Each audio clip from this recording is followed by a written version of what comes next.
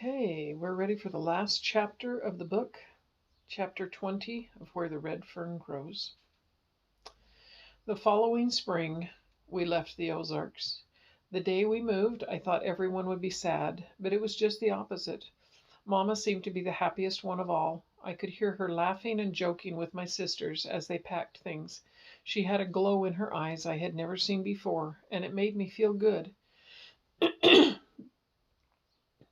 I even noticed a change in Papa. He didn't have that whipped look in his face any more. He was in high spirits as we carried the furniture out to our wagon. After the last item was stored in the wagon, Papa helped Mama to the spring seat. We were ready to go. "Papa, would you mind waiting for a few minutes?" I asked. "I'd like to say goodbye to my dogs." "Sure," he said, smiling. "We have plenty of time. Go right ahead." Nearing the graves, I saw something different. It looked like a wild bush had grown up and practically covered the two little mounds. It made me angry to think that an old bush would dare grow so close to the graves. I took out my knife, intending to cut it down.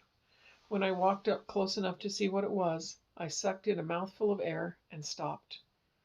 I couldn't believe what I was seeing.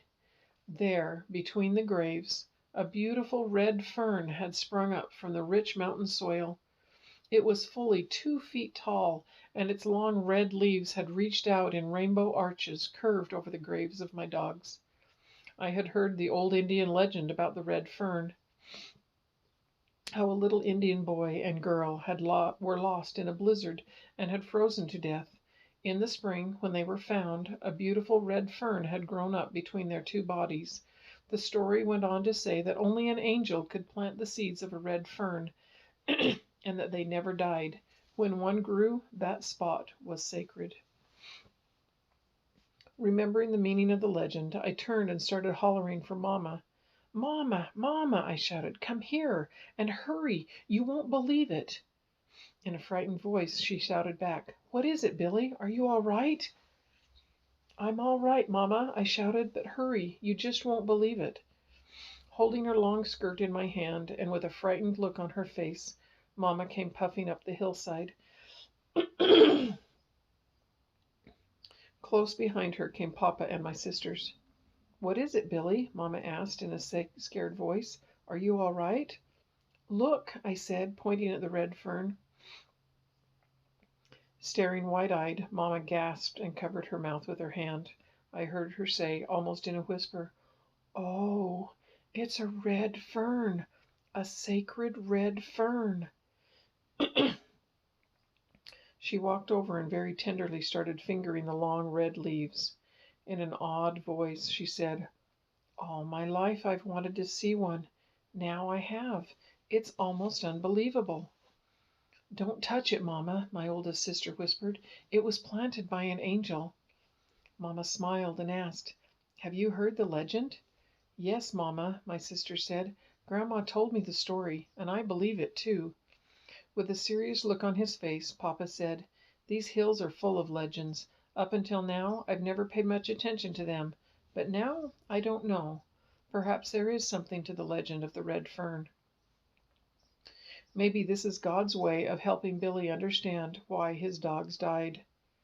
"I'm sure it is, Papa," I said, "and I do understand. I feel different now, and I don't hurt any more." "Come," Mama said, "let's go back to the wagon. Billy wants to be alone with his dogs for a while." Just as they turned to leave, I heard Papa murmur in a low voice, "Wonderful indeed is the work of our Lord." As I stood looking at the two graves, I noticed things I hadn't seen before. Wild violets, rooster heads, and mountain daisies had completely covered the two little mounds. A summer breeze gushed down from the rugged hills. I felt its warm caress as it fanned my face. It hummed a tune in the underbrush and rustled the leaves on the huge red oak. The red fern wavered and danced in the music of the hills. Taking off my cap, I bowed my head.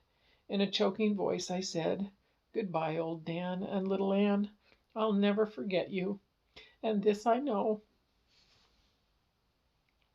If God made room in heaven for all good dogs, I know He made a special place for you." With a heavy heart, I turned and walked away. I knew that as long as I lived I would never forget the two little graves and the sacred red fern.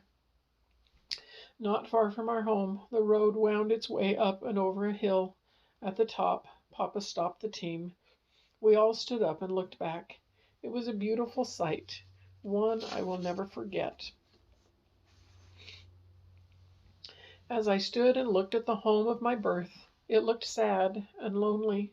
There was no spiral of lazy blue smoke twisting from the rock chimney, no white leghorn hen chasing a June bug, no horse or cow standing with head down and tail swishing. I saw I had left the door of the barn loft open. A tuft of hay hung out. It wavered gently in the warm summer breeze. Something scurried across the vacant yard and disappeared under the barn. It was Sammy, our house cat.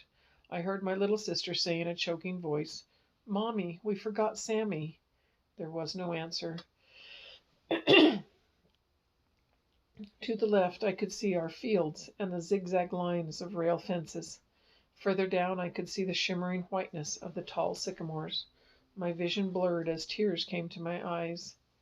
The sorrowful silence was broken by my mother's voice. She asked, "Billy, can you see it?" "See what, Mamma?" I asked.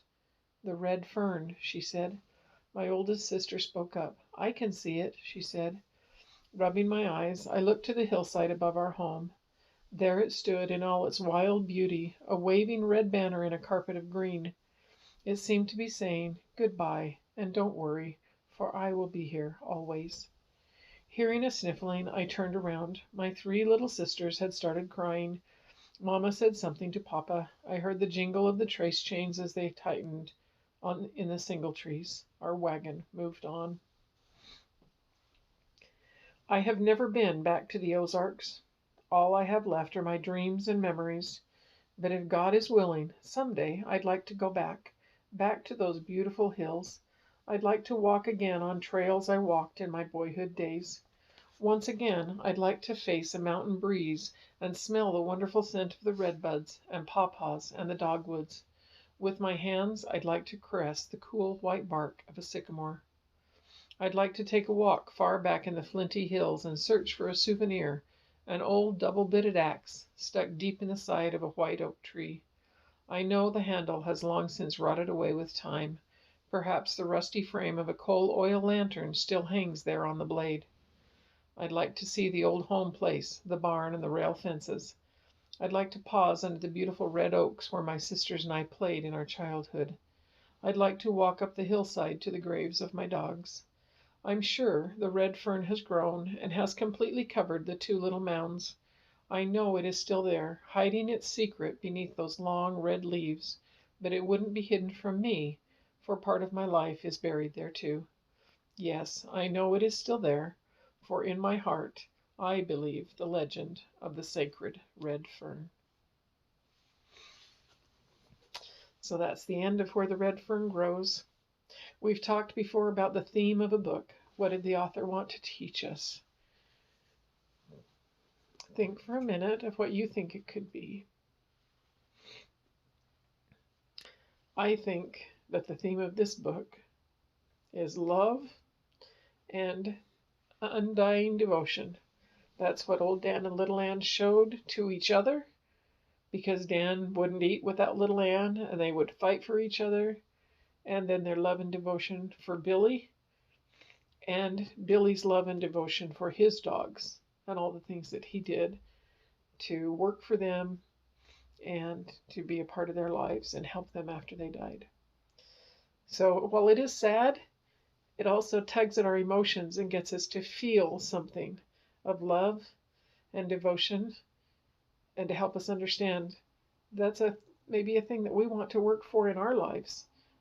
That if we have someone that we love very much, we can show them that devotion and have that incredible relationship like Dan and his dogs had.